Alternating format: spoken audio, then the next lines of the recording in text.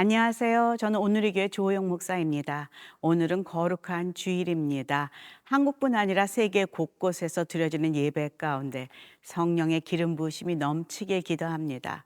또 교회마다 하나님께서 기뻐하시는 영과 진리의 예배가 드려지길 소망합니다. 3월의 첫 번째 주일, 이번 달도 요한복음 묵상은 계속됩니다. 오늘 본문 말씀은 요한복음 17장 9절에서 19절 말씀입니다. 요한복음 17장 9절에서 19절 말씀입니다. 내가 그들을 위하여 비옵나니 내가 비옵는 것은 세상을 위함이 아니요 내게 주신 자들을 위함이니이다. 그들은 아버지의 것이로소이다. 내 것은 다 아버지의 것이요 아버지의 것은 내 것이온데 내가 그들로 말미암아 영광을 받았나이다. 나는 세상에 더 있지 아니하오나 그들은 세상에 있사옵고 나는 아버지께로 가옵나니 거룩하신 아버지여 내게 주신 아버지의 이름으로 그들을 보존하사 우리와 같이 그들도 하나가 되게 하옵소서. 내가 그들과 함께 있을 때에 내게 주신 아버지의 이름으로 그들을 보존하고 지키었나이다. 그 중에 하나도 멸망하지 않고 다만 멸망의 자식뿐이오니 이는 성경을 응하게 함이니이다.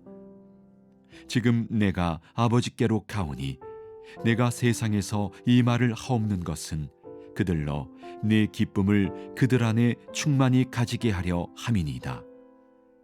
내가 아버지의 말씀을 그들에게 주었사오매 세상이 그들을 미워하였사오니 이는 내가 세상에 속하지 아니함 같이 그들도 세상에 속하지 아니함으로 인함이니이다.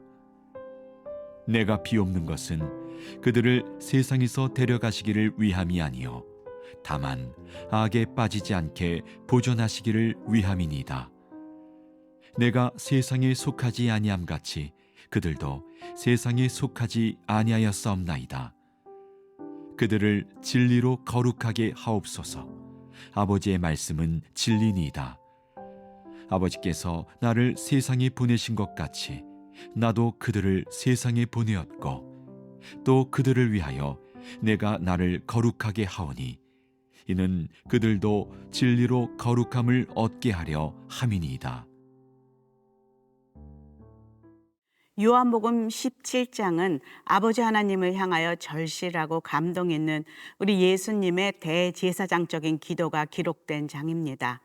십자가의 죽음으로 온 인류의 죄를 대속할 때가 이르렀다는 것을 아신 예수님은 이제 마침내 때가 이르렀으니 아들을 영화롭게 하사 아들로 아버지를 영화롭게 하게 하소서 간구합니다.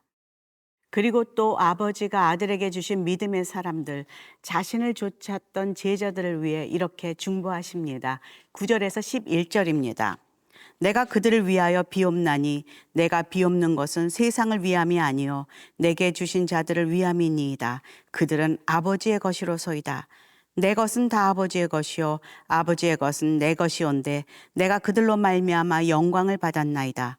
나는 세상에 더 있지 아니하오나 그들은 세상에 있사옵고 나는 아버지께로 가옵나니 거룩하신 아버지여 내게 주신 아버지의 이름으로 그들을 보존하사 우리와 같이 그들도 하나가 되게 하옵소서. 십자가의 죽음을 앞에 두시고도 자신이 떠난 후 제자들이 실족하지 않고 믿음을 지키며 살아가기를 바라시는 예수님의 기도는 큰 감동이 됩니다. 그 기도 속에서 그들을 향한 애틋한 사랑과 진심이 느껴집니다. 비록 지금 제자들은 예수님의 십자가에 대해서 잘 깨닫지 못하고 아니 오히려 자신을 앞으로 배신하고 또 부인할 것을 아시지만 앞으로 이들이 성령 안에서 변화되어 믿음의 사람, 예수 부활의 증인으로 거듭날 것을 바라보고 계실 것입니다. 어떤 사람들은 이야기합니다. 나는 우리 집에서 혼자 예수님을 믿어서 나를 위해 이렇게 기도해 줄 사람이 없다. 그러나 여러분 너무 슬퍼하지 마십시오.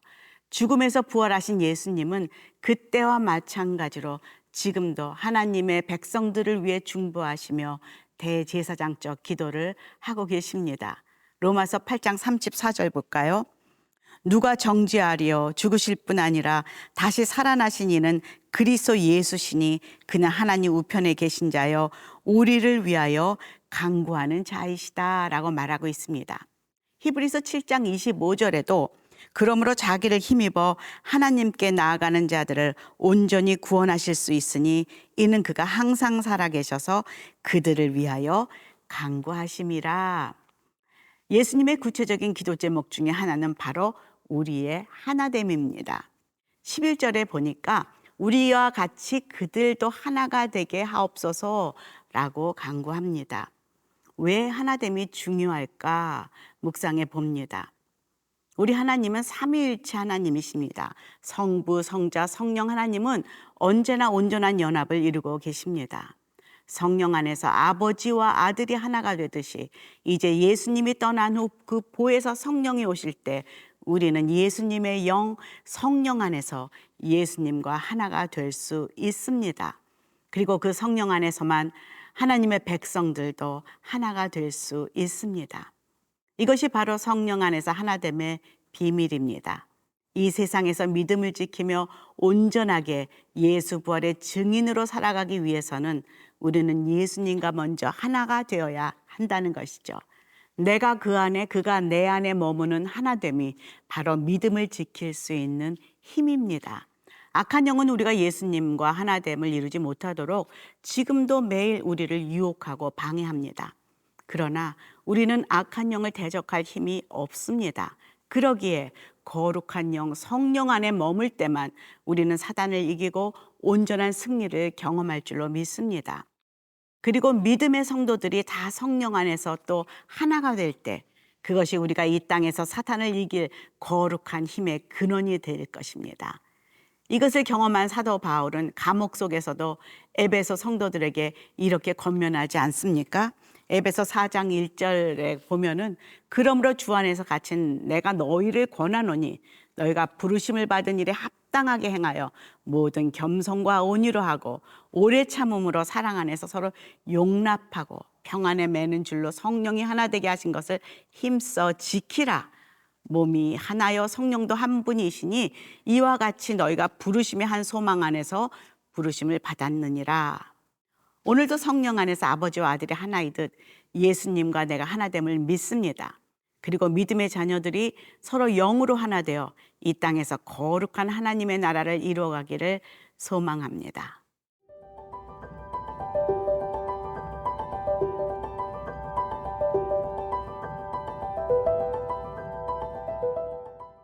예수님은 십자가에서 죽으신 후 부활하셔서 이제 육체적으로는 제자들과 함께하지 못합니다.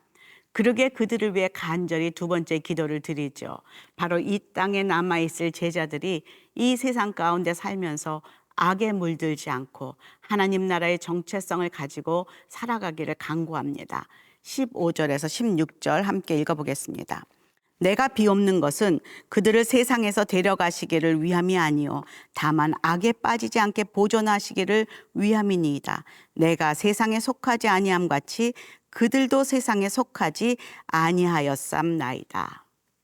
제자들은 예수님의 부활 승천 이후에도 악과 유혹에 만연한 이 땅에 계속 머무르며 살아가야 합니다. 예수님은 그들의 영적인 정체성을 다시 한번 확실히 선포합니다. 자신이 세상에 속하지 아니한 것처럼 그들도 세상에 속하지 않았음을 선포합니다.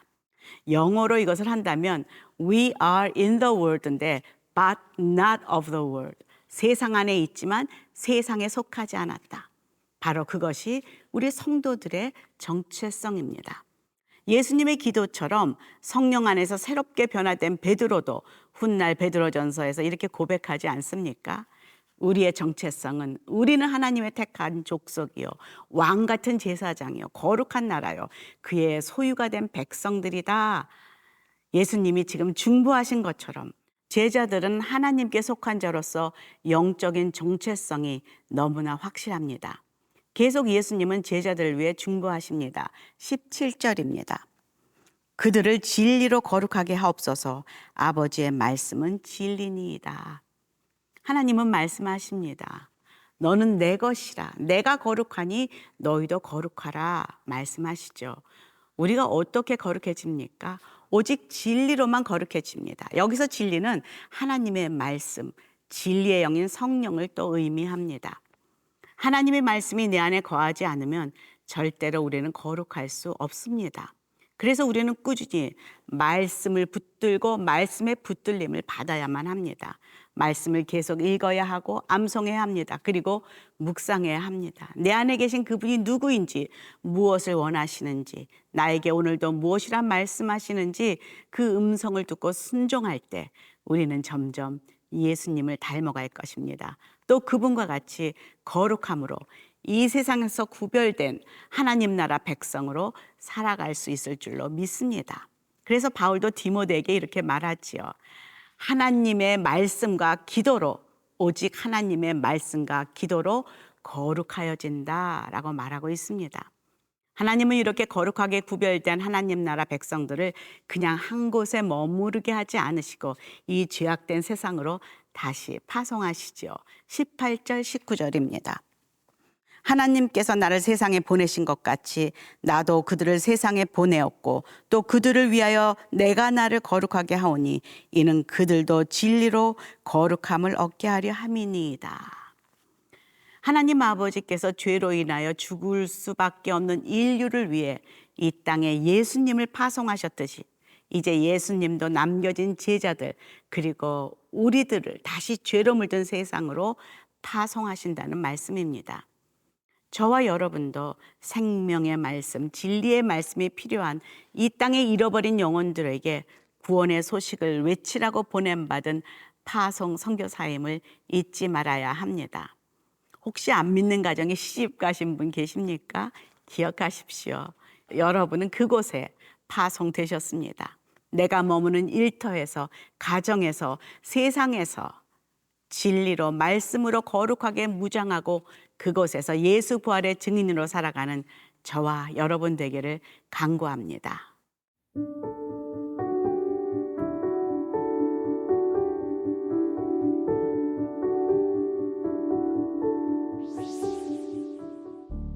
하나님, 오늘도 저희가 하나님 나라의 백성의 정체성을 다시 회복할 수 있도록 도와주셔서 감사합니다.